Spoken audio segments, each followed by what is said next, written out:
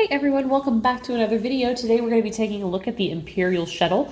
This is set 75302 with 660 pieces, ages 9+. This is, I believe, a 2021 set. Don't quote me on that. It might be even, I don't think it's 2019, or 2020, I mean. It's been out for a while, and I actually got this set on a Black Friday sale from Walmart. Normally on the LEGO website, it retails for $70, and I got this for $40. Actually, I say I got this for $40. This is an early Christmas gift from my sister. We never do Christmas gifts on Christmas, so we always tend to get them ridiculously early. So anyways, this was my gift from her, and it's pretty cool. This is my very first Imperial Shuttle, and I waited and waited on this because I wasn't huge on the minifigures. There's some pros and cons about this ship, but for $40, I think it is a great deal. So taking a look at the box here, I really like the blue starry background that most of the ship is behind. You can see the Death Star 2 and some random explosion, and it looks really nice. Up top, we have the white Star Wars greebling with the Darth Vader in the corner. Looks really, really nice. And then some play features on the back. And here we are, play it in Star Wars, the Skywalker Saga, which finally is true. When the ship came out, that was not true because the game wasn't out. But yeah, anyways, there's the box. All right, and taking a closer look at the minifigures, it does have a decent selection of minifigures unless you already have 1,000 Lukes and 1,000 Darth Vaders, which does tend to happen if you collect LEGO Star Wars. First up here, we have Luke Skywalker, and this is him in his basically Jedi Knight apparel with his neat little torso and then his black glove to cover the wound on his robotic hand. I do have him in handcuffs here because it's part of the scene, and he comes with a green frosted lightsaber.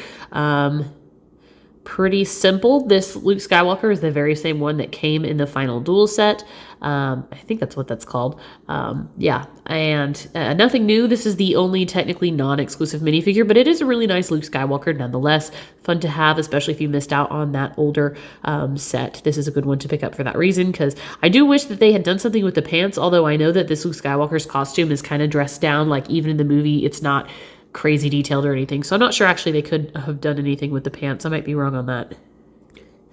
And then we have an Imperial officer, and Bricklink does say that this is a unique minifigure to this set. I'm not sure, it might be the leg printing that makes this a new minifigure, or the hat pairing, because I definitely know that the top torso part and the headset head is reused from other Imperial crew members. But yeah, he's an Imperial officer, and he looks good. It is nice to have these guys because you can kind of have an Imperial officer army to go with your Stormtrooper army. So never a bad thing for sure. It does make sense that he's wearing a comlink because he's going to be flying the Imperial Shuttle.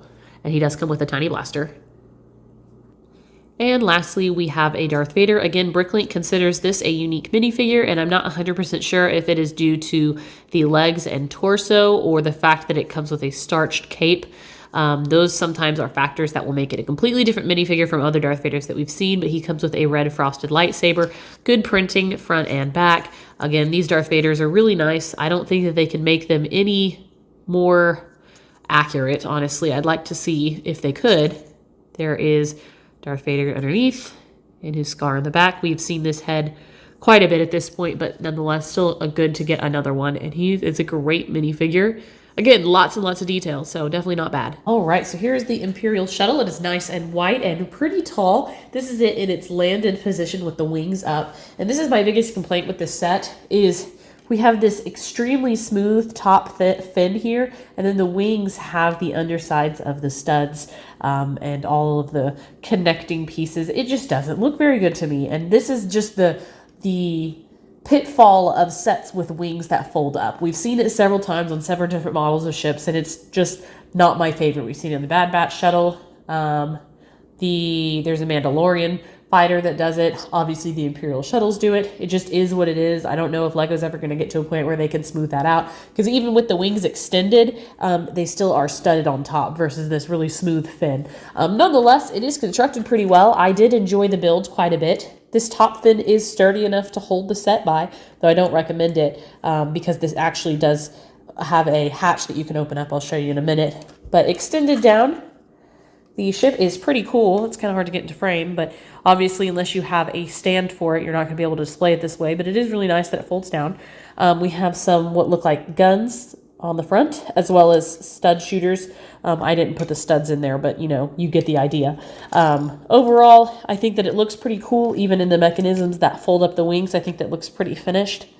My only complaint is the stud and bottom-sided studs of these wings. But I am glad that the full fin is smooth, because that does look pretty nice. On the back here, we have some engines, and that too looks quite good.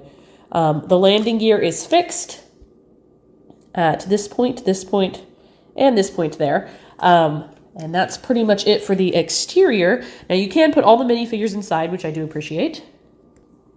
And this does have some fun spaces.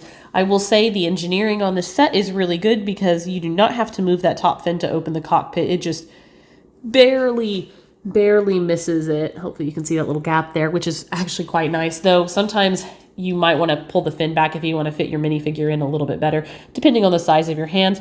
There is just a little friction plate down there to kind of grip the officer's feet so he doesn't actually sit on any kind of studs. Lego's moved further and further away from that as time has gone on, which is really nice. He cannot sit at a 90-degree angle. You have to tilt him back a little bit.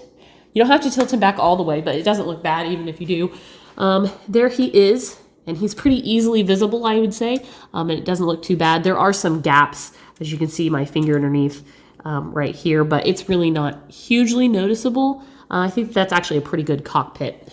And then if you move the wings away, just for access, and you pull this little knob, you pull it backwards, basically it releases the fin in this section to open up into this little area here where you can put Luke Skywalker and Darth Vader. So there's no particular detailing in here. It is literally just a space to set the minifigures, though I do appreciate that the way that they've built the seating actually allows you to store their lightsabers in here on the sides. And I really like when they give you lightsaber storage because I generally display my figures inside the ship and then I have nowhere to put their lightsabers if they didn't give you a room. So I do like that. It like literally is a little carriage for them. And Luke can sit down with his handcuffs, which is nice, and you can just face him. They can be facing each other in this really awkward father-son position as they fly. So he sits there, and Darth Vader can also sit. However, his cape makes it really awkward, and if you don't want to bend it all up, you can actually just pop it upwards. It still will end up having a crease over time, but at least it's an even crease and it's not wadded up. And Darth Vader's in there, and that cape actually will stay nice and formed even when you shut this cockpit. So it does look a little bit awkward. They don't really give you a space to put Darth Vader's cape. I guess if you had it over here, he could lay it out flat a little bit more, but I just prefer popping it up because it doesn't give it any weird creases. So basically that's that. It does click back into place just like that. And you could technically pick it up again. It is pretty sturdy, though the body itself is pretty sturdy. So if you're going to like swoosh it around, I would just use it from the body rather than the top fin personally. But overall, I think this is a cool set. I think for $40, it absolutely is worth it. And the minifigure selection is pretty good. And so yeah, if you see this one out, you might pick it up. I'm not sure when it is retiring, but I imagine it won't be too much longer. So anyways, guys, thank you so much for watching. And until next time, I will see y'all later.